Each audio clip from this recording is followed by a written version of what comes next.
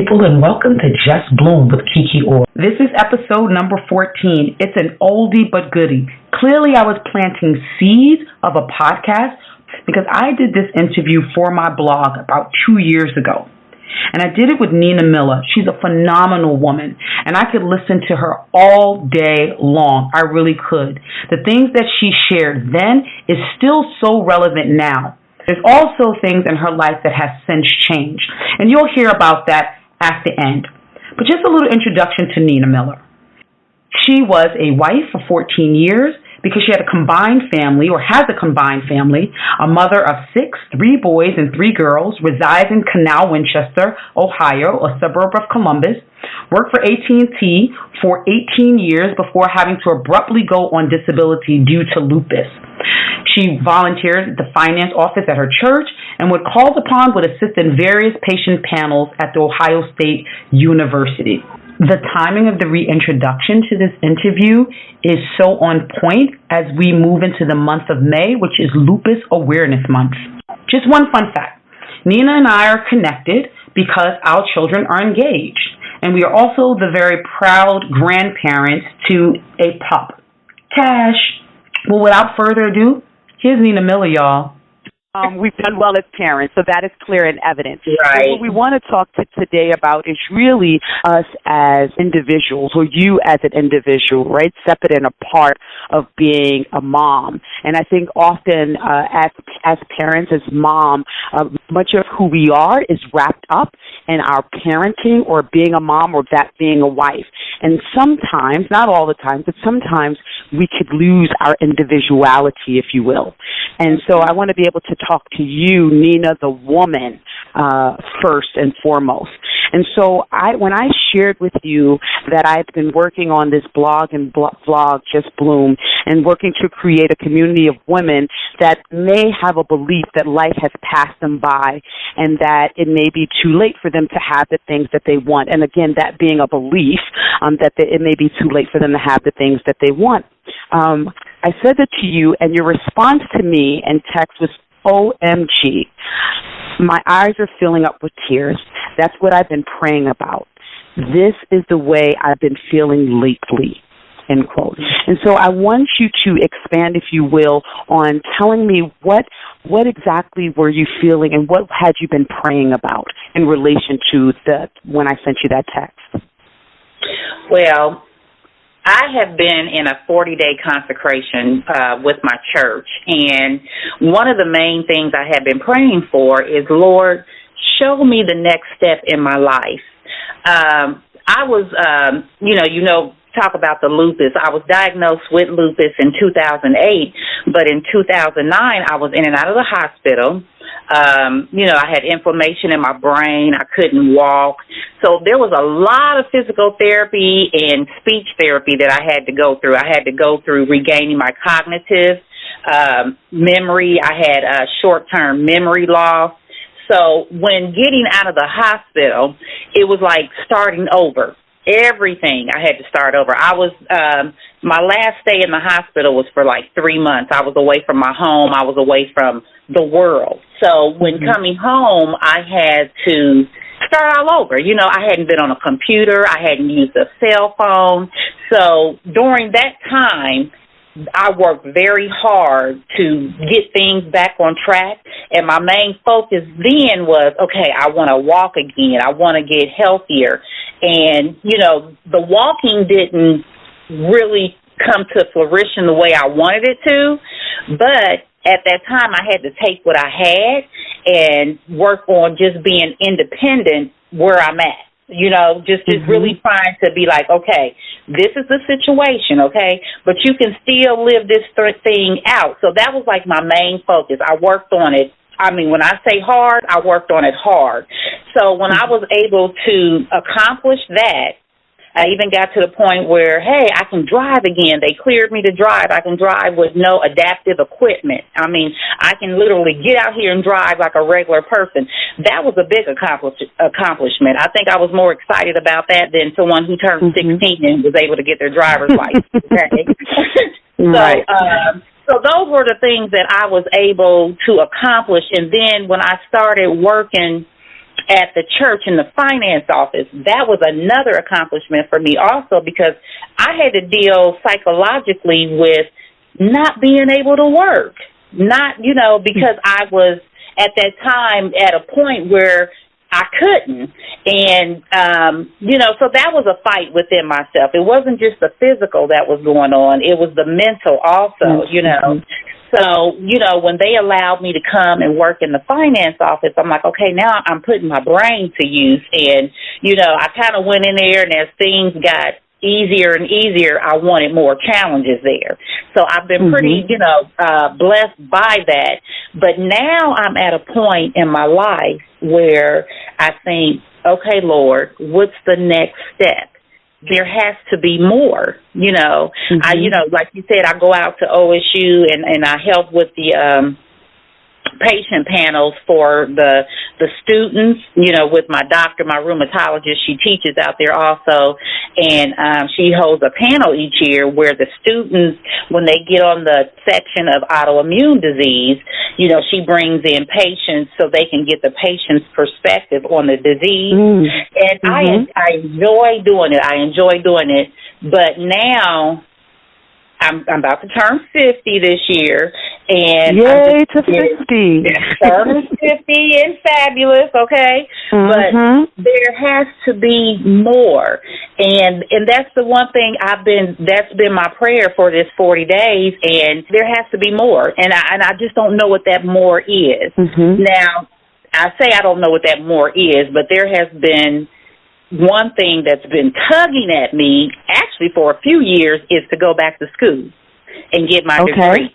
And so when I was in college, I did not finish, but when I was in college, business was my major.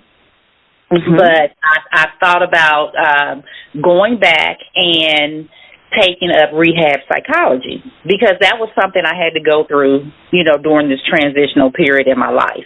I had to do, rehab psychology, and I found it very interesting, and I just want to encourage people that you find yourself in a situation, but that's not the end all, and you don't have to stay there, and you can win from the neck up, and it's all about getting your mind right and letting it filter down to the rest of your body, I'm so glad that you said that, too. I'm so glad to pardon the interruption, but I'm so glad you said that, because as you're talking, the thing that what I feel and most admire is that you're very keen on getting your mind right, if you will, and shifting the way in which you think, and really connecting that to how you then respond and act in accordance, because you've just described, so just to think about some of the things that you just shared, you've overcome being able to walk, which is like no small feat, right? And then being able to drive, and then being able to speak again, to be able to use your cognitive skills and working and all of these are like, you are by all definitions a woman who has overcome, like truly overcome. And so then you touch on that, like getting your mind right. And so tell me the importance of like being able to really stay positive, if you will, or really focusing on the positive, if you will, and how that has supported you. Well, thinking positive when you're going through a storm, it goes a long way. Now, don't get me wrong. You're not going to have one moment of the day where you're thinking positive and then that's going to fix everything. No, it's a process. And you have to be determined. You have to make up in your mind that you're going to be positive. When you get a negative thought in your head, you need to replace it with something positive. And not only replace it with a positive thought, but envision where you're trying to go and where you're trying to be. You have to you just have to be consistent. You have to be persistent. Now, for me, I did a lot of things. Let me just tell you this. When I was in the hospital for the 3 months, in the beginning, everything that came to my mind was negative. Everything. And everything was going downhill. And I finally prayed to God, in no disrespect, but if you are the God that you say you are, I'm going to trust your word. So each and every day I would get up for breakfast. I would read a word. go to therapy, come back for lunch, read the Word, go to therapy, come back, wash up, get into bed, read the Word. And when a negative thought entered my head, I would go back to no, but your Word says this. Your Word says this. And I tell you, I was consistent with it, and it was all I had, because at that time, my mother couldn't save me, my daddy couldn't save me, my husband couldn't save me, and the doctors couldn't. But the ultimate doctor could. So I said, hey, this is what I'm going to do. This is what I'm going to do. So, for me, not being like overly religious, well, I practice religion in a different way, but the one thing that I know that I hear a lot is people talk about faith without works is dead. So I hear you talking about the Word, right? I hear you talking about the Word and reading the Word, but that without the actions, it's meaningless. You could expand upon this. Not only were you reading the Word and trusting and believing the Word, but you were then taking actions consistent with the belief. So whether that was the physical therapy, or so if you want to explain a little bit more how you used the faith and then the actions that coincided with that faith. Yes, because when I say that I was in the Word and my action was doing the physical therapy, but I'm glad you asked that, because I don't feel like I could have gone through my physical therapy without His Word. So so for example, when I was in therapy, and it's hard work. And so what I'm telling myself when I'm having a hard time was, I can do all things through Christ who strengthens me. And it's funny because certain scriptures, or should I say a lot of the scripture, are things that we heard when we were kids. And, well, should I say, when I was a kid, and people still, they didn't win, okay? But those scriptures were there. But then you don't know how they applied the scripture. You don't know, if they lost faith. You don't know, what their situation was. So even as I'm going through therapy, I think I completed my therapy, through the Spirit, through His Word, because there was no way that I could do it just Nina, on my own. I couldn't do it on my own. I didn't have the strength. A lot of, when you're going through things, a lot of fear comes into play. And I say that just not from the standpoint of being ill, but just even from the standpoint of thinking you can't go on in life, that things are too late or that you're too old. And I know that. I know that the fear plays a big part in a lot of part of our lives, and it stops us from doing some of the things that we can do. A lot of the things that we can do, it's just that, and like you said, it's just the faith. You got to step out on faith. Faith is dead without work. You can't sit here and pray, Lord, help me find a job, and you just sit here in a chair and wait. It's not going to come knock at the door. You got to get out there and put in an application. You got to put yourself out there. God cannot bless anything that you're not doing. It's His part and your part. That's right. Perfect segue into going back to when I had said earlier about your eyes filling up with tears, when you actually said your eyes were filling up with tears because you had been praying about this, and you talked about your 40 days of consecration, right? And so it sounds like the prayer that you've been praying for, and just to repeat the prayer that you've been praying for, in addition, is kind of like what's next in your life. And so when we talk about the just blooming and the planting of the seeds, if you will, and watching that nurture and grow, you are looking to plant some seeds for your what's next. And then you said, I'm not really sure what that is, but you did then said, I do kind of know what it is. It is to go back to school, right? I love it. I think it's so wonderful, just to check in with my people out there that's listening and everybody out there. I think it's so wonderful when we really sit down. Sometimes we say, I don't know. But if we really are reflecting, and I would like to say being authentic with ourselves, we do know. We say that we don't know often out of a place of fear, out of a place of, if I say this and give voice and word to this, then I'm going to be held accountable for perhaps putting this into action. So if I could just pretend that I don't know, then I can just go on not knowing. And so I'm just grateful to hear that you put to words that it is about going back to school. And so I just want to know, how far did you go in school, and how much further do you have to go? Well, actually, I did a year at the University of Cincinnati, and then I did a year I left UC and moved back home and did a year at our community college. So I did not even get my associate. And in regard, because I was, and it's funny because I tell my kids, that when I was in college, especially when I went back home, I tell them, I went to college, and I partied 3 times a week. I could do all that. But, honey, if you pull my transcript, it looks like I partied a whole lot. It looks like I partied a lot. But I didn't tell them that part. I just tell them. Well, now they're going to know. Now they're going to know. But yeah, I didn't tell them that last part. Can I say this in regard to going back to school? And I really love the way that you said that we really do know. Yeah, you do. You just have that fear, and then you don't want to be held accountable, because for a long time I didn't even tell anybody I had the desire to go back to school, because I didn't want them to ask me questions like, okay, did you go sign up? Did you do this? Did you do that? I mean, and that's just being honest, But, yeah, I lost my train of thought, and I am That's okay. so I think you were saying that's so okay. Sorry. I got your back. The thing that we started to talk about was about going back to school and you being clear on, or at least the desire to go back to school. And so while you think about that, so I'd like to actually share something. So I too am I hold an associate's degree, and as you're talking, I'm getting so emotional because I hold an associate's degree, and I wanted to go back to school for a long time. And we are both blessed in the sense that we've raised. You still have one more child that you're raising, but we have young adult children, and our children have graduated. One of our children have graduated. My daughter graduated from college. Reggie's graduated from college, and all of that.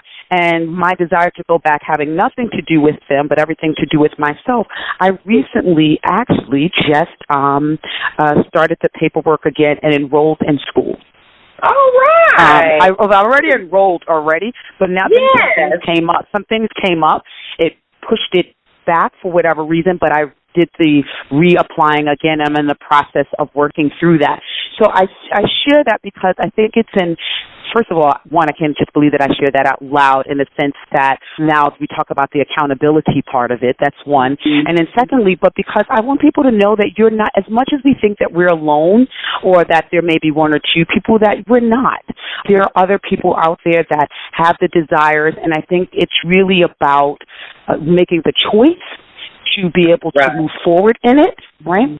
And trusting that there is a support system. So if the support system is that of your spiritual family, your spiritual God, your higher power, whatever it is that you believe, but also your earthly family in that regard, that it is possible. And the coming together of Just Bloom is really about creating a community of women of saying that we are in this, and we are in this together, and that wherever you start, it's not too late to bloom. And so one of the reasons that I wanted to talk to you, having had no idea that this was where it would go in terms of the school being your desire, but that's the beauty of having an organic conversation. You just don't know where it'll go. My next question is, when you think about school, what is your next step, if any? Is it just a desire, or do you believe that you're going to begin to put this into action? Well, I know I'm going to put it into action. I have to. But going back to the school, and I guess my train of thought just came back to me as far as what I was going to say. And I don't know if, and I want to say this because I don't know if other women feel this way, but I feel like at my age, and maybe this is me throwing out another excuse. It could be me throwing out another excuse. But one thing I think about is, am I going back at my age to say I did it, or am I going back at my age for a career? And so, that's the thing I think about also. But like I said, I don't know if I'm throwing out another excuse. Or do I just step out there and do it and let God lead me to where it's supposed to go? Like I just said, He can't bless anything that you don't put to action. Right. And I'm glad, I'm so happy. I just got chills when you said it, the latter part, right? Or do I just go out there and do it? And whether it's for, I think it's important to have a why in everything that you do. Like, kind of, what's the reason that is propelling me forward? Because I think ultimately when you identify what that reason that's propelling you forward, your biggest why, it is the things that will keep you going, right? The absence of the why I'm doing this, like, why am I working every day, is because in addition to keeping the lights on, is to be able to nourish my family, is to be able to provide them with the day-to-day. Like, the absence of that, then it makes it hard to get up and do it on a day-to-day basis. So I think asking yourself the question as to why is a good question. What's my why? But either way, whether it's just to say that I did it, right? It's a good enough reason. I'm doing it for my own fulfillment and to feel like I did it just because it's something that I set out to do and I want to complete something that I started. Or whether it's not for a career, you have to be in it in order to get the answer. And I think that, like, or actually, I'm going to say this: they can both be the reason. Okay. Yes. It doesn't have to be one or the other. It could be both. Yeah. I'm doing it because I said that, because it's something that I want to complete, and I'm doing it for the possibility of a career. And at the end, where we'll go, no one will know until such time we do.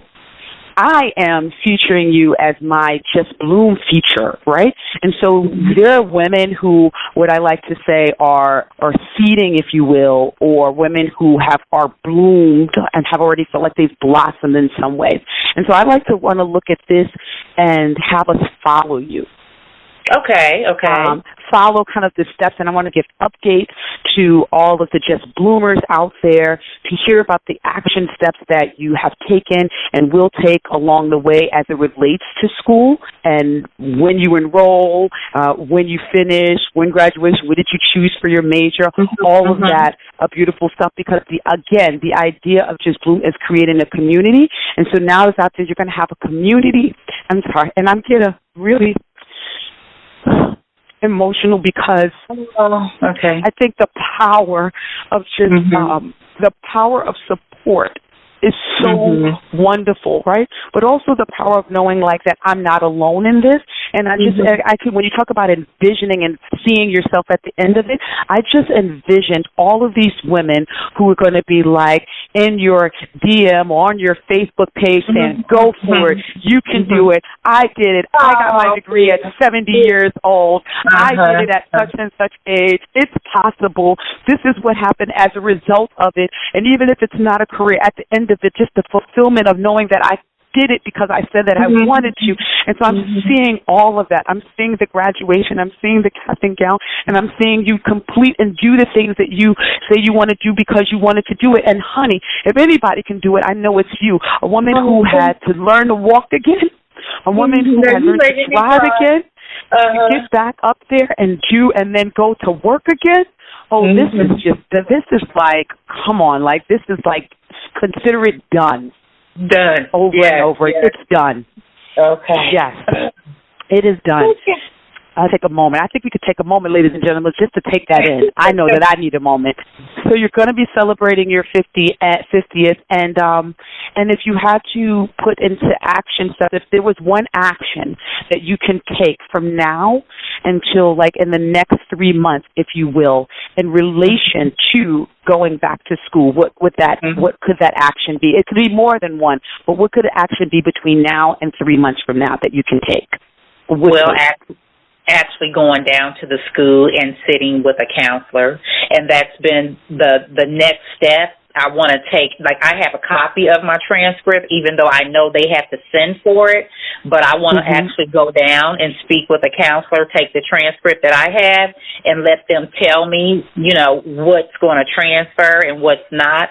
And I want to go ahead and sign up for school, get my financial aid together and things of that nature. And even if I just start with 1 or 2 classes, and for me, I don't want to do online. I actually want to go and be in a classroom setting. So just being able to get down there and talk to a counselor and just have them tell me, my next steps, what classes will transfer or, are still good, and just kind of get a little more information from them. Okay, great. So with that being said, right, in the month of April, so April, May, June, July, so I said 3 months from now, I'm going to ask you to give me a date and say by when will you have gone to, and that's, just the one action step is just to go to school and meet with the counselor. By when? Okay, so you said the month within 3 months? So what I'm saying, between now and July, by when will you have that action taking place? And you said you want an actual date? Yeah, I do. You do? I certainly do. Look, I love that I'm being held accountable. I am, because I need to push. We're going to say I'll give by June. Okay, by June 15th.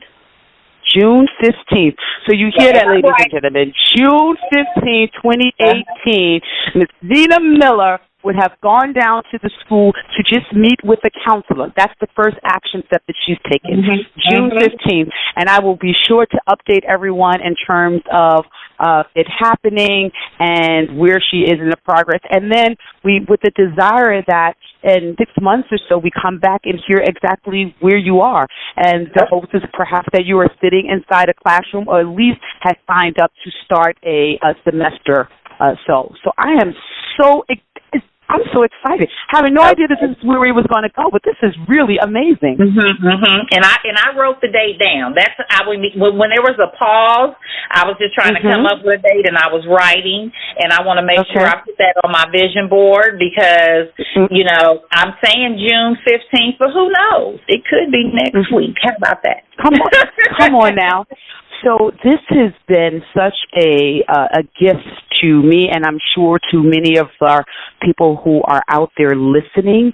What an inspiration! Not just to everyday women, and to women who may be currently suffering or going through or have lupus as well. Because whether it's lupus or any type of chronic illness, spirits can get down. You can think that, oh my goodness, what is life now that I have this? But I always like to say that we are not our illness. We are not our bank account. We are not the diploma or degree that is hanging or not hanging on our wall. We are simply beings who are designed and set up to be loving, to be genuine, to be authentic, and that's the space and place where we get to operate from. Then other things become possible. And so I'm just so grateful to have had you on the call. And before we go, is there any parting words that you'd like to share? Well, I do want to say that I hope this interview was a blessing to others, but I can definitely say it's a blessing to me because the fact that I was able to voice my feelings and kind of get, but getting encouragement back from you, knowing that that's the same thing that you're doing also is very encouraging. And I think it's a wonderful thing what you're doing because we as women, we have to lift each other up. We need to stop tearing each other down. We need to learn to lift each other up. And guess what? It's enough for everybody. So we don't need to tear each other down. We do not need to tear each other down. And so I am very, very encouraged after having this interview. And just for those who are listening, life is a test. We go through a process, and it's better that we respond to things as opposed to reacting to things. When we react, we are all in our feelings, and we need to take our feelings out of things. We need to we need to think straight, and respond and say, okay, this happened, but what do I need to do, as opposed to being emotional and going off and getting sad and crying. Because when we put our emotion in it, we make mistakes. When we put our emotions in it, we stay sad, if that's the case. You kind of stay where you're at if you put your emotion in it. But if you respond, that's progress. That's progress. Right, that's I'm low on money, but what am I going to do differently next month so that I don't fall in that same place? So that's right. For that, thank you for that word. So I like to say you can have your feelings and you can experience your feelings, and then it's like, so what, now what? What actions do I get to take? Talking about actions, I'm sure you want to know if Nina or I went back to school. But before I tell you that, there was a moment in the conversation that I want to go back to. I had said that I couldn't believe that I shared out loud that I had enrolled back in school. And I now know that the disbelief was less about me being held accountable, but more about me coming from behind the curtains and me saying and admitting to the world that I had an associate's degree. There was a time where I was super proud about my degree, specifically having gone back to school after many years of graduating high school, being a single mother of 2 at the time. I held my degree in high regards. And I don't know when I began to devalue it. Well, perhaps I do. It's when I lost my job and then start to go into the job market, and the requirements then was to have a bachelor's degree. I then began to devalue what I had earned. I now know that I am not my degree. I am not the piece of paper, but I also value the work experience that I have, my life experience, and I'm grateful to be able to say that that doesn't define me. And with that being said, it also allowed me to set myself free. I did not go back to school, and I do not have any current plans to do so. And I am truly at peace with that. A few months after our interview, Nina lost her husband of 14 years. And then right after that same year, her mother. Nina is not a woman that makes excuses, but we also recognize that life happens. She said, "If you want to make God laugh, tell him your plans." A lot was going on for her then, and in fact, her youngest son the next year graduated from high school and went off to college, so she found herself to be an empty nester. Nina is wheelchair bound, and while quite independent, her life has shifted in the sense of the support that she had in the home with her husband and her son. Not just the physical support, but like the emotional support of having a spouse and having a mother present. I will tell you that Nina is indeed a fighter, a woman who overcomes. She took the time necessary to heal, to mourn, and I know that mourning and healing is an ongoing process, but I tell you, I admire her strength, her resilience, her courage, her wisdom, her joy. She is a phenomenal woman. And while she did not go back to school, because I did ask her if she had the desire to, she said she does not. And she's at peace with it. I love that. Nina has started a consulting business, y'all. She is a virtual assistant. All right, Nina, I'm not going to start no trouble because you know how I do. I'm going to start sending people your way. But I'm going to send them anyway. Nina got a business, y'all. Nina also has lupus, but lupus does not have her.